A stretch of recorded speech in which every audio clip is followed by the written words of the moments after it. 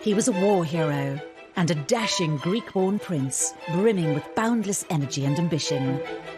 He's a very unflappable sort of character. He's a real leader. Yet when he married Princess Elizabeth in 1947, his life changed forever. And when she was crowned queen, his role became to serve and support her. Prince Philip had to bow down and pay homage to his wife.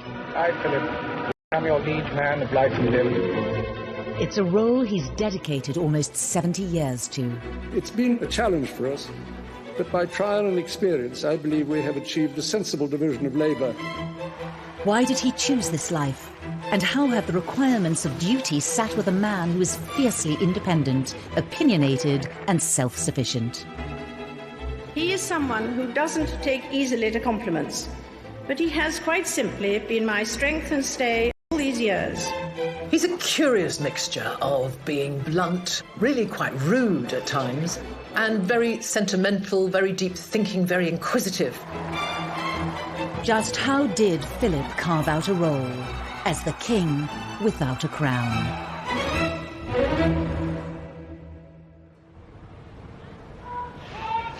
August 2017, and in the forecourt of Buckingham Palace, Prince Philip, the Duke of Edinburgh, is undertaking his last solo public engagement before retirement, a parade of the Royal Marines. He is 96 years old. It's over 70 years after his first official outing. In those years, he's packed in over 22,000 such events. He's been admirable in every sense and completely supportive of the Queen, and she would be the first to say that she really would have been very difficult to do it without him. There is this sense that she's only really been able to be as successful on the throne because she's had Prince Philip by her side supporting her. For those who believe that the monarchy is of some use to this country, he's an immensely important and influential figure. It's been a long, strange journey for the boy, born a virtually penniless prince of the Greek royal family in 1921. The thing about Prince Philip is that he never really had a home, or at least not for very long. Although he was born in Corfu, on the kitchen table, he wasn't there for very long and the family went into exile. They lived in Paris until he was about 8, but then when his mother became ill, his father decided to kind of close down the house. He suffered so much. His mother had been locked up in an asylum, his father had been an unfaithful man, and pretty much left Philip to fend. They just pushed him around like a parcel. Relatives and benefactors paid for his schooling in Scotland. And then, influenced by his mentor, Lord Mountbatten, the young Philip opted for a naval career, enrolling at the Training Academy in Dartmouth. Health and muscular control are still important branches of naval training. The disciplined military environment suited Philip's temperament and provided some stability, something his own family had been unable to do. He was a very outdoorsy person. He loved playing cricket. He enjoyed running. He was always very competitive, so he enjoyed sport as long as he won. Philip became a star cadet and was an obvious candidate to entertain the two young princesses, Elizabeth and Margaret, when their parents, the King and Queen, came to visit. While they were at the captain's house, in walked Prince Philip, who sort of suggested that they go outside. Princess Elizabeth was enraptured, and she never really took her eyes off him for the whole visit. She was just entranced by him. She was 13, he was 18, and he was this glamorous, handsome young Viking naval cadet about to go off to war. I mean, how was that not going to win the heart of this young girl? There was no way that she wasn't going to fall in love with him. But with war in Europe starting only months later, events soon took over their budding friendship as Philip sailed off to do battle. He saw action as an officer on HMS Valiant in the Battle of Matapan in the Mediterranean in 1941, where the British fleet trounced the Italian navy. He acquitted himself with great sort of bravery and great quickness of thought, and he was definitely seen as one of the rising stars. And as the war drew to an end, Philip fully expected to continue his rapid promotion through the naval ranks. He certainly had a good war, and of course a young, good-looking naval officer who'd had a good war Absolutely the epitome of everything that was respected, respectable and wonderful come 1945. He's peculiarly well suited for the Navy. I mean, seamanship and navigation and everything came naturally to him. But also he absolutely loved naval life. It was a family for him.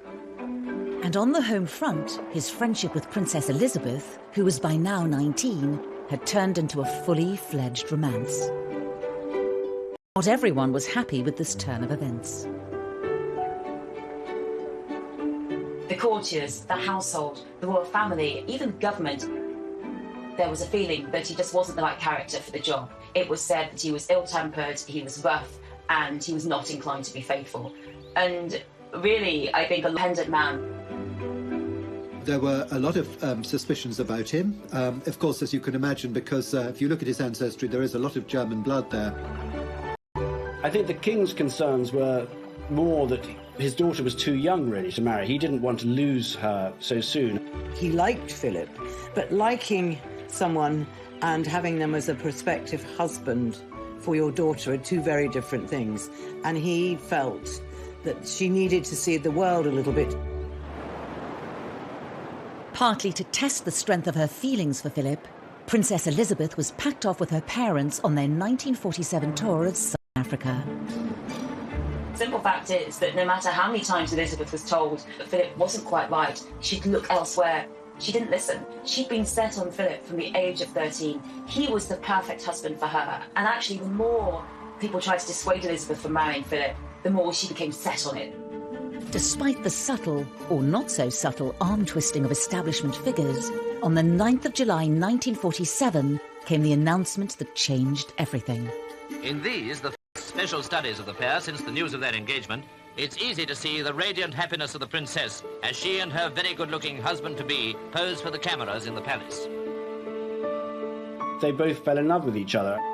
Princess Elizabeth was clear that this was the man she absolutely loved, and I'm sure she made that very clear to her parents. And so I think that was probably ultimately what sort of swung it, really.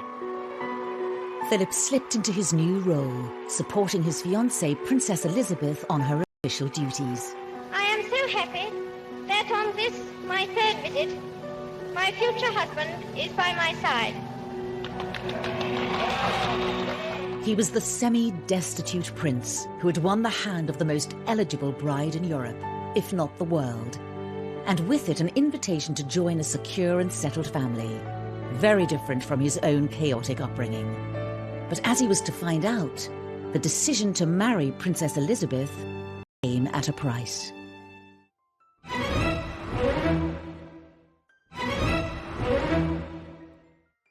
The 20th of November 1947, and all eyes were on Westminster Abbey. Thousands had assembled overnight, all eagerly waiting to see and to cheer the royal processions on this day of their own princess's marriage.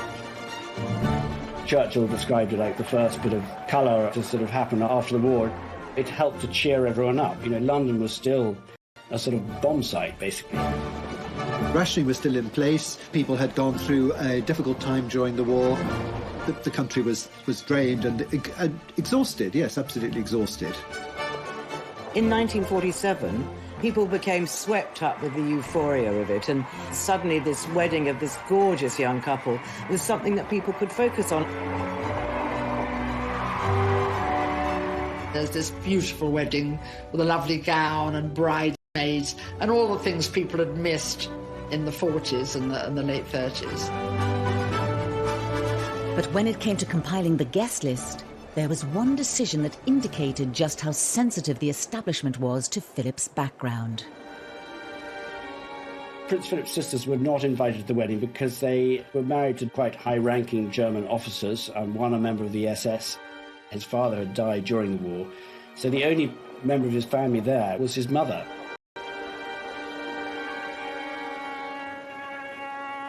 It was a decision that deprived him of family support on the big day. I think he was a little hurt, but it was probably the right decision because there was still a very, very strong anti-German feeling in this country. It must have been very difficult for him, but I guess he just went with the flow, basically. Certainly there's no evidence of any arguments about it. There was a sort of feeling that he was up against it. He had a sort of fight on his hands during the early years of his marriage, and to sort of establish himself, find a role for himself and a role in the country, really.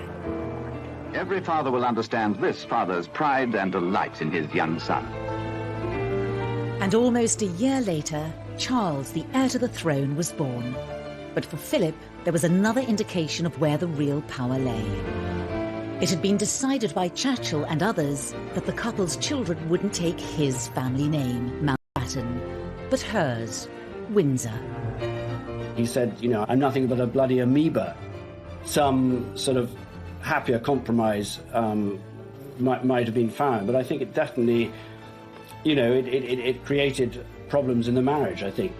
Now, Prince Philip did actually argue against this, so I think it was an unhappy moment for him.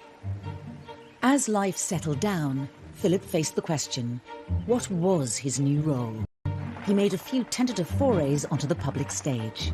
Boxing at the Royal Albert Hall, and the Duke of Edinburgh was the guest of honour at the London Boys Club Championships. I'd like to say how delighted I am in that capacity to see this hall so full of people, obviously well-wishers of the London Federation of Boys Clubs and of the Boys Clubs throughout Great Britain.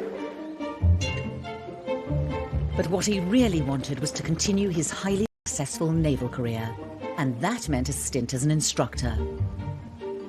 Lieutenant Mountbatten returns to the Naval Training Centre at Corsham, where he's an instructor at the Petty... It wasn't his thing. He wanted to be out there, commanding on active service. So desk jobs, teaching, administration, that really wasn't the job he wanted. Malta greets the arrival of Princess Elizabeth. His luck changed when he was posted to Malta in 1949. It was famously what they described as their happiest time. It was a place where they could be free and people didn't gawp at them, and it was a very lovely time for them in all sorts of ways, and a very fulfilling one for him professionally as well. They were young. They were in love. They had frankly dumped their children with the grandparents and were having a good time. Princess Elizabeth was able to be the wife of Round in her little car. They danced in the Phoenicia Hotel just outside Valletta. They went to polo matches, he played, and they had a lovely time, basically. The only cloud on the Mediterranean horizon was the deteriorating health of King George VI. The nation's concern at His Majesty's illness is reflected in the crowd of loyal sympathisers gathered in the rain outside the palace to offer their own personal tributes. The King's health broke down very soon after the war. There were state visits when Princess Elizabeth had to make his speech, when the Queen Mother would be greeting, as it were, the King of Norway, and the King didn't even leave his room. So the ill health of the King curtailed Prince Philip's naval career. Philip tried to reconcile being pulled in two directions at once, a desire to continue with the naval career he obviously loved, and the duty to support his wife. The Duke of Edinburgh, who of course holds the rank of Commander, Royal Navy, went to Chatham to unveil the World War II extension to the Naval War Memorial. I'm particularly proud to do this because, like all of us who served in the Navy during the war, I lost many friends and shipmates who are commemorated here. As the King's health worsened, Philip's dual role became increasingly difficult to balance. It was decided the young couple should undertake a tour of the Commonwealth in place of the King. When you look at the pictures of the King bidding farewell to his daughter, people must have wondered a little bit whether they would ever see each other again. Although Elizabeth and Philip were deputising for the King, they didn't necessarily know how ill he was. I think that both Elizabeth and Philip thought that he would continue, although much weakened in health, for many years to come. And it was while the Duke and Princess Elizabeth were staying in a lodge in Kenya that news came through which changed Philip's life forever. The death of George VI was a huge shock. Prince Philip looked as though the world had ended. It meant the end of his free life, really, and this was a sort of moment which he knew was going to happen at one stage, but he had sort of... And it fell to Philip to break the news to Elizabeth. Prince Philip took the Queen for a walk, and that's when he told her that she'd become Queen. Elizabeth had always been so devoted to her father, and to tell her in the middle of a tour that her father was dead and she had to go back to be Queen must have been a quite devastating job. The tour was abandoned and the couple returned to the UK, leaving their old lives behind in Africa.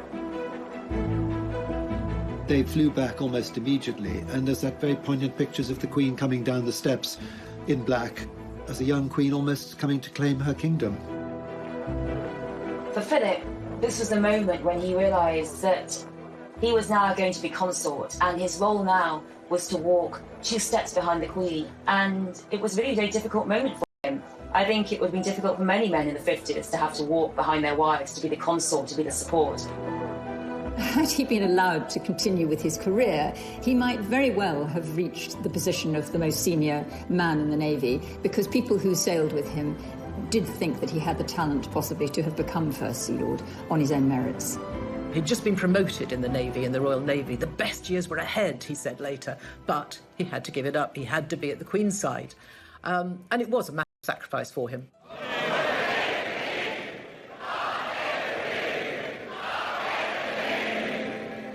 Just over a year later, Queen Elizabeth was crowned in Westminster Abbey. It was a fantastic and glorious occasion, the like of which will never be seen again, because there simply aren't all those people in uniform anymore, I'm afraid. But it was wonderful, a wonderful occasion, and very exciting. And this time, Philip, as chairman of the Coronation Commission, was able to ensure his 3 sisters were on the guest list to witness the extraordinary pageant.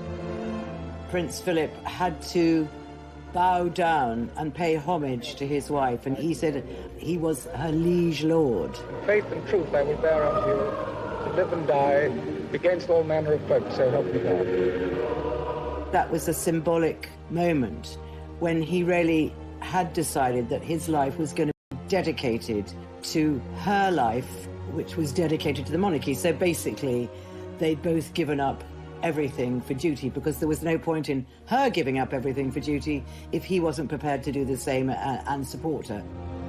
He was completely happy to kneel before his wife, and he just went through it like everybody else.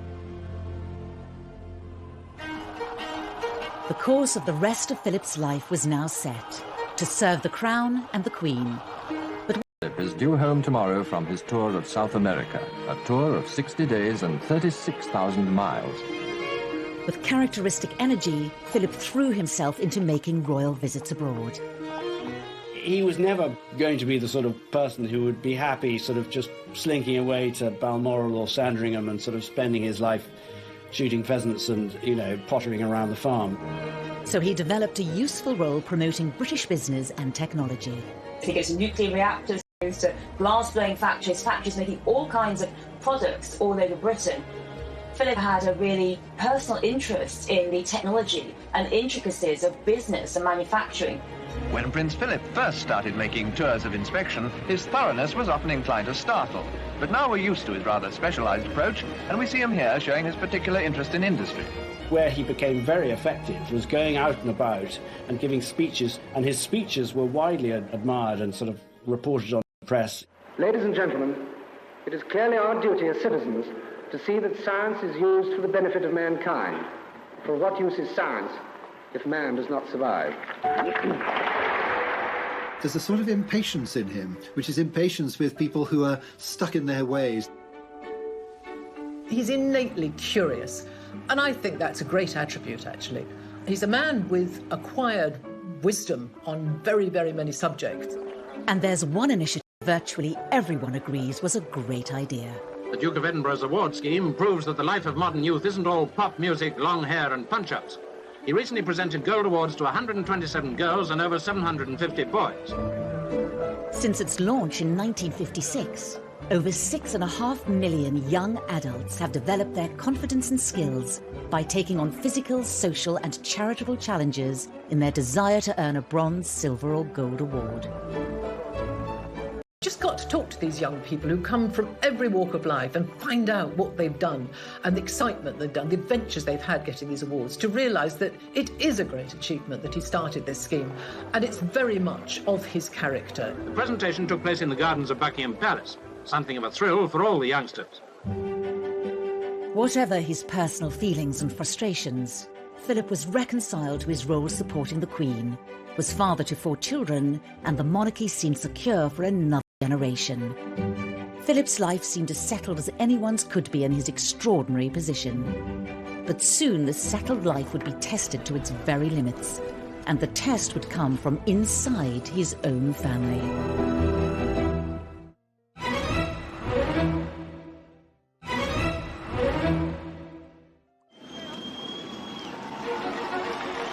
The anniversary of the Queen's coronation marked the start of a new era for the monarchy.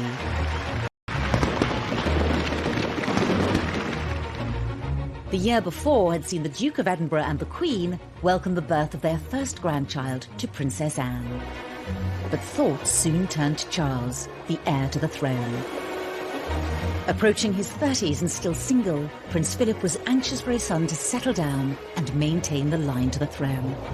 It was his father who had made all the decisions about the children during their lifetime. He very much was the one in the family who wore the trousers. So I think the fact that the role fell to him to give him a kick up the backside, to say now was the time, he couldn't just swan around with any number of pretty girls on his arm. And so, yes, it was probably natural for Prince Philip to take that role.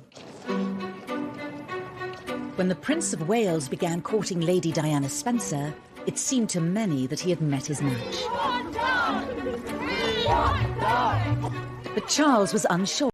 It fell to the Duke to urge his son to make a decision. Prince Charles and his dad are very different creatures. He's a pragmatist, and Charles is a romantic. I don't think that Prince Philip has been unfeeling towards Charles ever, but I think he found that his son was dithering about whether he should marry this young girl or not. There came a point when Prince Philip told Prince Charles to get on with it. And that is how a letter was written to Prince Charles. And what it actually said was, this girl is running a gauntlet every day of press and things. If you are going to marry her, I think it would be a good idea to get on with it. And if you're not, then probably it would be kinder to say so now, rather than to leave this thing in a limbo. Prince Charles felt himself to be very pressurised into it. 11 a.m., Buckingham Palace. The beginning of a day to remember for Prince Charles, Lady Diana, and for quite a lot of other people too. Jolted into action by the Duke of Edinburgh, Charles proposed to Diana in February 1981. The two were married just 5 months later to the delight of the nation and millions around the world. But to Prince Philip's dismay, Charles and Diana's honeymoon period would be short-lived. The strains in their relationship were fully exposed during their trip to South Korea last month. The distance between them could not be disguised. The papers dubbed them the Glums. Well, being a dad and being a father-in-law, he would have been pretty disappointed because he and the Queen believe in the sanctity of marriage. There was disappointment that this great expectation in 1981 of this mammoth wedding, which was everybody billed it as a fairy tale wedding, should sort of suddenly crumble in the mid-80s. To counsel the once happy couple. He wrote letters in which he tried to be a marriage counsellor, if you like, and she wrote back always saying, dearest Pa was the way she started letters, and she said, I think you really underestimate your skills as a marriage counsellor. And she also said, whatever happens, I will know always that you care. This is Prince Philip, husband, consort of the Queen, father of the Prince of Wales, who is heir to the throne. So he probably felt that it was not just a family duty, but it was a public duty to try and get them to talk to each other, to reconcile and to save the marriage. No two marriages are quite alike. I think that the main lesson that we've learned is that tolerance is the one essential ingredient of any happy marriage. It may not be quite so important when things are going well, but it is absolutely vital when things get difficult. Despite Prince Philip's attempts to mediate, Charles and Diana separated in 1992. It is announced from Buckingham Palace that, with regret, the Prince and Princess of Wales have decided to separate. It was just one of a series of marital setbacks to hit the royal family that year. The Yorks' apparent separation leaves two young children in an unprecedented position so close to the throne. To see your children go their separate ways and to suffer and to do so publicly, it was very difficult for them. Probably a little frustrated that they just couldn't get on with it, because that's the kind of man he is. He's a man who gets on with things. I sometimes wonder how future generations will judge the events of this tumultuous year. The marriage finally cracked amid rumours the princess had been secretly meeting the dashing naval commander Tim Lawrence. He was exasperated that all these things were going on within the family, none of which was the fault of the Queen or Prince Philip, but was having repercussions on the Queen in that the media was saying, well, why can't she control her family? Well, if your son is 40-something, you don't tell a 40-year-old how to behave. You hope that they're going to be able to do it themselves. It has turned out to be an annus horribilis. But after the breakdown of 3 of their children's marriages, in November there would be yet another blow to the Queen and the Duke of Edinburgh. There are no words that can describe this scene. The sky aglow above Windsor tonight as 1,000 years of history takes flame. The Windsor Castle fire was a huge personal tragedy for the Queen. It's a much-loved home, and I remember being there and watching her in the courtyard the morning after the fire, walking amongst the smouldering timbers, and I felt really sorry for her. She seemed like a rather sad old lady at that moment. But things got worse because the government said that they would pay, the taxpayer, in other words, would pay for the repairs at Windsor. Why should we pay? Government don't pay, we pay. The Queen and Prince Philip were dropped into it, beyond their necks, right up to their eyebrows.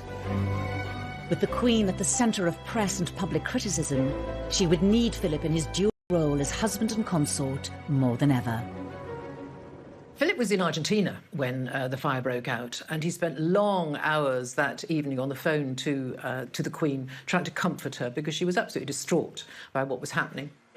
Philip decided he would take a leading role in the restoration project, and it's just the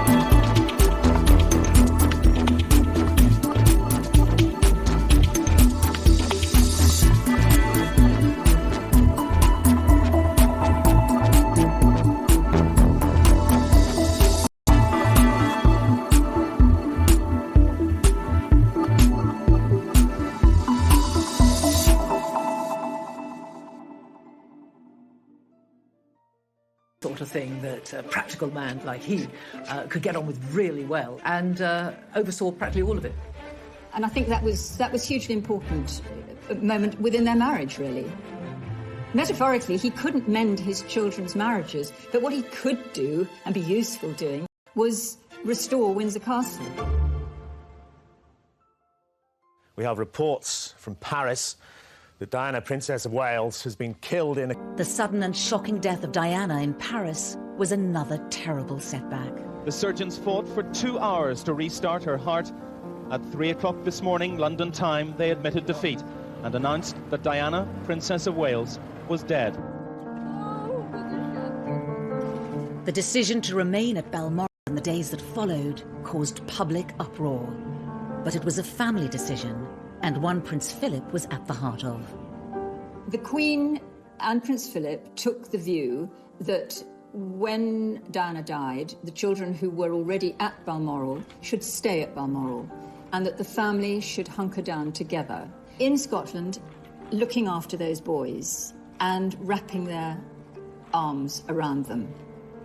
Philip would have been very instrumental in them staying up in Scotland, because he would have known the way a boy gets over stuff is doing stuff, activity, climbing a tree, and also running, physical exhaustion, so they would actually sleep at the end of the day. All of those things would have been part, if you think about it, of the training that Philip had had. He's always done exercises all his life, and I think he would have thought this is what might help the boys through the next couple of days. When they did eventually come down to Buckingham Palace, someone handed a bouquet to the Queen and said, look after the boys. And he said, well, that's exactly what we have been doing. That's what we've been doing. He was very much the grandfather then, and he continued to nurture and guide William and Harry through those dark days following Diana's death. These people are waiting to see the People's Princess pass by on her last journey, and the royal family are at the gates of Buckingham Palace waiting to do exactly the same thing. Just as it was behind closed doors in Balmoral, Prince Philip's role would be just as pivotal on the very public day of Diana's funeral, as millions watched around the world. I wondered where the Duke of Edinburgh was when I saw the gates of Buckingham Palace. I should have thought of it. He, of course, going to walk to a gentleman of 75 years old. Philip played a very big part in the way the funeral played out. Charles Spencer wanted to walk behind the cortege himself on his own. And the two Charleses fell out over this. And it was solved and sorted by Prince Philip, who stepped in and said, look, I will walk as well. And as a result, the two Charleses, the two boys, and Prince Philip all walked that long walk from St James's Chapel to Westminster Abbey. There was controversy over whether or not the boys should walk behind their mother's coffin. There was some pressure, I think, from Downing Street that they should be seen to do so. And in the end, will you walk? And so they did walk behind their mother's coffin, something that Harry to this day feels was not right for such a young lad, and was very traumatic for him. But there is a moment when the coffin passes under an archway of horse guards, and you can see, I think, Philip just put a little reassuring hand on William's shoulder. He was there by their side and giving them some very important and much-needed strength. Prince Philip is known as having this gruff, get-up-and-go side to his character, but he also has a very emotionally intelligent and sensitive side, especially to family things, because he had a very tough childhood himself. So I think because of that experience, it actually makes him more, not less sensitive to dealing with family problems. Toward the end of yet another tumultuous royal year, the Queen gave a speech on their 50th wedding anniversary, reserving special and rare public praise for her husband and consort. He is someone who doesn't take easily to compliments, but he has quite simply been my strength and stay all these years.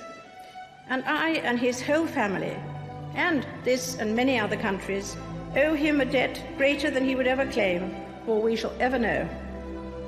When tragedy has struck, or when the monarchy has looked as though it was going through a rocky period, that's where Philip has really come into his own.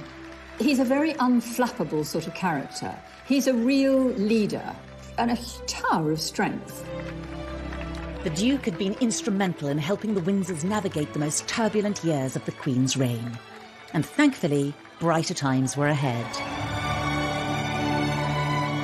By 2002, the dark clouds over the royals lifted, as the British people came out in their millions to celebrate the Queen's Golden Jubilee. Prince Philip was, as ever, by her side to share in this momentous occasion. If ever the monarchy came close to real serious difficulty, it was during the 90s. But really, by 2002, the reception that the Queen got for her Jubilee just made all of that decade's disaster go away, really. For Prince Philip, as the strength and stay of the monarch all of these years, he wanted a milestone himself, and 50 years on the throne was significant for him as her partner and right-hand man. He also enjoyed seeing the crowds, so he was very much in tune with those who were coming out well-wishing and enjoying it on behalf of his wife. And suddenly it seemed like they were having a royal renaissance. The royal family's popularity was at a high, thanks in no small part to the Duke of Edinburgh's unerring support. But fresh challenges would be just around the corner for the Queen's loyal consort. The reign moment of reckoning for Prince Philip.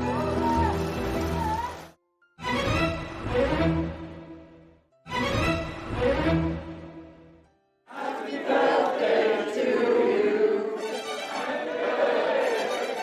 2011 saw the Duke of Edinburgh celebrate his 90th birthday. What I just want to do is to welcome you all here on this 100th birthday party. 100th, you know, it's not 90. I remember seeing him around about that time at Buckingham Palace, and he'd been a little bit poorly, and then he came across, and I said, "Oh, it's good to see you, sir. Good to see you looking so well." And he looked me up and down and said, "Oh, you're not looking so bad yourself, actually." So he still had a twinkle in his eyes.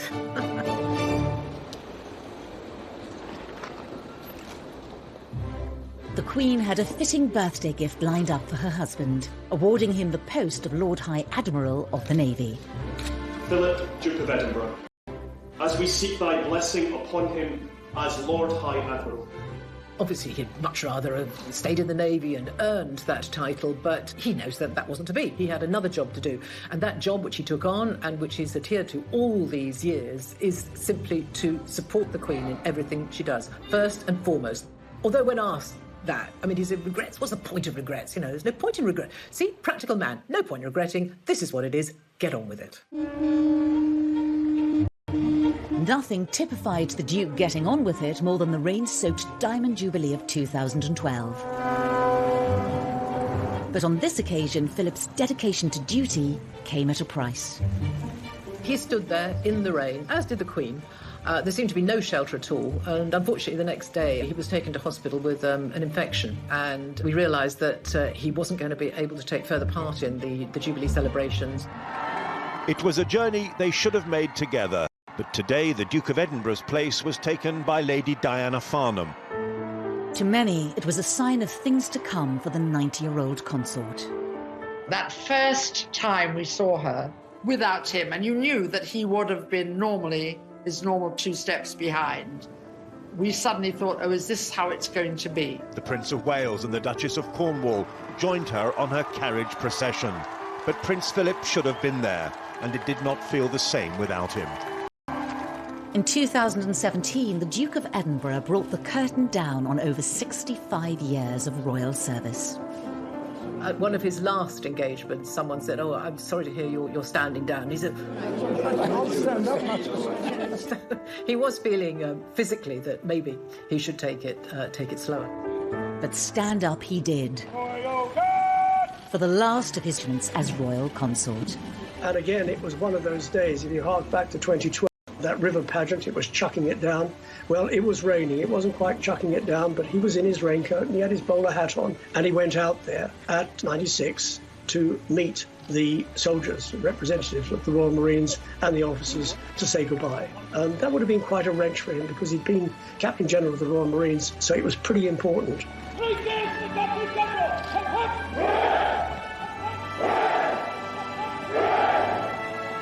He doesn't do misty-eyed. He doesn't get a lump in his throat. He's not that emotional. But, you know, there is life at the end of the tunnel, and giving one job up and going off to do something else. And doing something else was sorting out the Sandringham estate.